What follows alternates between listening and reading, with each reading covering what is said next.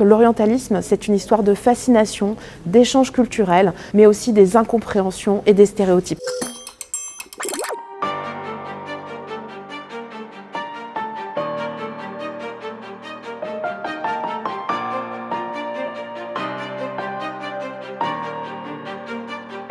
Comme toujours au Louvre-Lens, on vous présente des chefs-d'œuvre exceptionnels, 100 œuvres du département des Arts de l'Islam, avec notamment les deux plus grands chefs-d'œuvre du département, le Lion de Monzón et le Baptistère de Saint-Louis, mais aussi des artistes très connus dont vous découvrirez leur histoire avec l'Orient, Molière, dont on voit un costume du Mamamouchi derrière moi. Aussi, vous découvrirez des créations venues d'Orient incroyables et également des artistes contemporains avec des installations exceptionnelles. Le Lion de Monzón est, avec le Baptistère de Saint-Louis, l'objet le plus connu du département des Arts de l'Islam du Louvre. Et alors ce lion, il est assez incroyable parce qu'on pourrait le trouver à la fois très mignon, presque avec ses petites pattes, pas vraiment féroce. Et en même temps, si on regarde l'ensemble des détails, il est entièrement martelé. Alors on imagine qu'il date des environs de l'an 1000, ce qui est assez incroyable lorsqu'on regarde son état de conservation.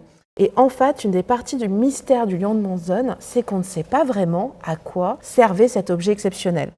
On a pensé parfois qu'il pouvait être une sorte d'horloge, de gestion du temps, en mettant des petites boules. Mais comment sortiraient ces petites boules? Eh bien, en fait, sachez que lorsqu'on l'a installé, nous, on a pu voir sa queue s'actionner. Et donc, ça pourrait être un mécanisme.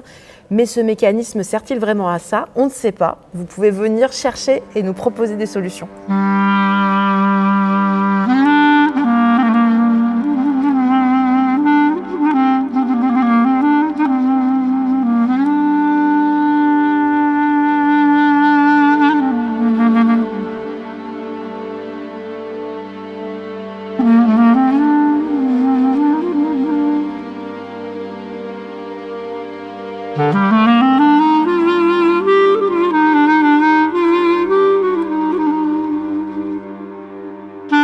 Alors c'est une œuvre que j'affectionne particulièrement parmi les nombreuses œuvres de l'exposition. C'est une œuvre d'une artiste qui s'appelle Baya, qui est une artiste d'origine algérienne et qui a exposé très jeune, elle n'avait même pas 20 ans, à Paris à la fin des années 40.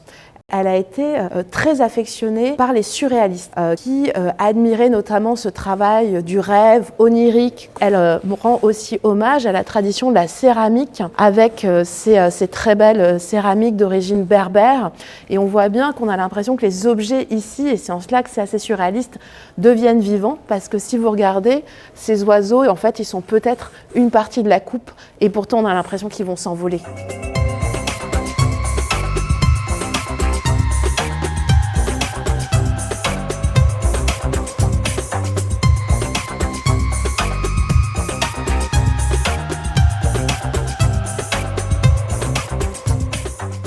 C'est un voyage à la fois dans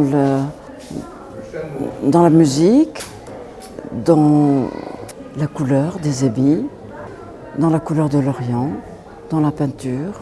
C'est très intéressant et c'est une leçon de vie où chacun devrait prendre et échanger avec l'autre plutôt que d'essayer de le dominer.